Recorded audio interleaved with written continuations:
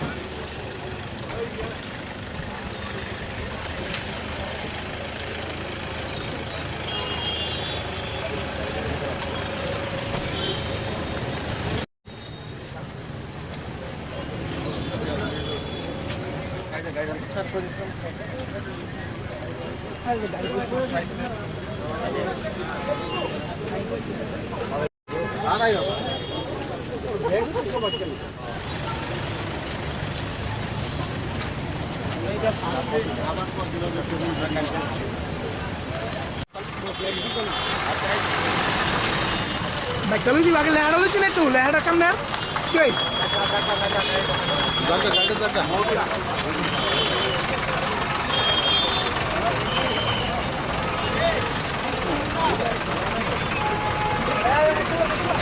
আমরা সবাই জানি যে 19/6/2022 থেকে শিলচরে ভয়াবহ বন্যা এখানে হয়েছে।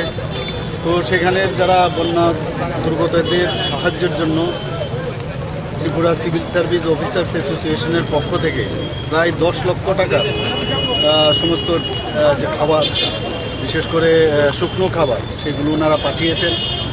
তো এখনও আমি যা শুনেছি সেখানে জল এখনও জমে আছে, জল নামবার যে তীব্রতা থাকা দরকার সেরকমভাবে কিন্তু নামছে না।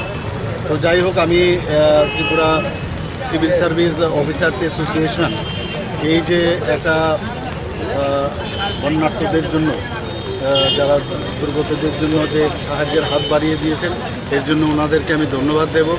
এবং মানুষের জন্য কাজ করে সেটা কিন্তু আজকে আবার প্রতিষ্ঠিত হবে। এই অ্যাসোসিয়েশন সবসময় ফিলান্থ্রপিক ওয়ার্ক করে থাকে, বিভিন্ন সময় বিভিন্ন জায়গায় ব্লাড ডোনেশন থেকে শুরু করে কোভিডের সময় ওনারা কাজ করেছেন। তো এর জন্য প্রায় যে সামগ্রী পাঠিয়েছে, চিরা, চাল, ডাল, গুড় ইত্যাদি বিভিন্ন রকম খাদ্য সামগ্রী ওনারা পাঠিয়েছেন। তো ওনাদের সাথে যোগাযোগ করেছেন, প্রায় 10 লক্ষ টাকার সামগ্রী ওনারা পাঠিয়েছেন। এর জন্য ওনাদেরকে আমি ধন্যবাদ দেব। সরকারের তরফ থেকেও আমি নর্থের যে ডিস্ট্রিক্ট ম্যাজিস্ট্রেট আছেন ওনার সাথে আমি কথা বলেছিলাম, আমাদের ওখানে যে এমএলএ আছেন ওনার সাথেও আমি কথা বলেছিলাম। তো ওনারাও সাহায্যের হাত বাড়িয়ে দিয়েছেন। তো আমি আশা করি যে শীঘ্রই ওখানকার অবস্থা উন্নতি হবে এবং মানুষ তার আবার পূর্বের যে অবস্থা সেখানে ফিরে আসবে। আজকে Tripura civil service officers association শিলচরে ভয়াবহ বন্যায় দুর্গতদের পাশে দাঁড়ানোর জন্য আমরা একটা ক্ষুদ্র প্রয়াস নিয়েছি।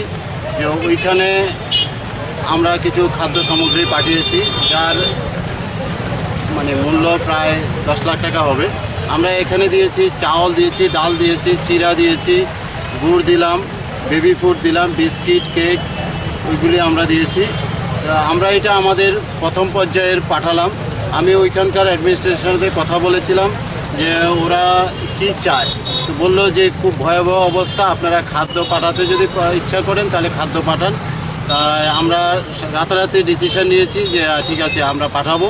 তা আমরা আমাদের এই মহতি যে উদ্যোগ সেটার সাথে আমাদের মাননীয় মুখ্যমন্ত্রীকে সামিল করতে পেরেছি। ওনাকেও আমরা যে বললাম, উনিও আমাদের ভূয়সী প্রশংসা করেছেন যে এটা একটা দৃষ্টান্তমূলক আপনাদের সিদ্ধান্ত, আমি অবশ্যই যাব। ওনার এত ব্যস্ততার মধ্যেও উনি আমাদের মাঝে উপস্থিত হয়ে আমাদের এই ত্রাণ সামগ্রীবাহী লরিকে উনি যাত্রা করে দিয়েছেন। তার জন্য আমি ওনাকে অশেষ ধন্যবাদ জ্ঞাপন করছি। আর আমি চাইব যে আসাম আমাদের পার্শ্ববর্তী রাজ্য এবং আমাদের সাথে ওনাদের একটা আত্মার মিলন আছে। আপনারা জানেন নর্থের এক সময় রাজধানী ছিল শিলচর, তো ম্যাক্সিমাম লোকের যোগাযোগ ওইখানেই ছিল।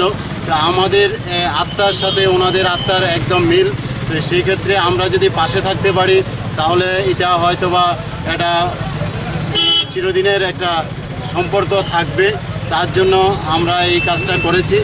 আমরা আশা করছি যে আগামী দিনেও আমরা এটা করব এবং শুধুমাত্র এই ত্রাণ সামগ্রী শিলচরে পাঠানো নয়, আপনারা দেখেছেন Tripura civil service officers association blood donation camp বিভিন্ন সময় আমাদের রাজ্যের বিভিন্ন প্রান্তে আমরা শীত বস্ত্র বিতরণ করে থাকি, আমাদের কম্বল বিতরণ করে থাকি, বাচ্চাদের বই খাতা স্কুল ব্যাগ ওয়াটার বোতল সেরকমভাবে আমরা বহু জায়গায় করেছি, কিল্লায় কোন মুঙ্গিয়াকামি কোন সেরকমভাবে আমরা অনেক জায়গায় আমরা করেছি এবং আমাদের mega blood donation camp, mega health camp এগুলি আমরা করছি। আমাদের মানে আমাদের যে পেশাগত দায়িত্বের বাইরে গিয়ে আমরা এটা করতে চাইছি, আমরা আগামী দিনেও করব।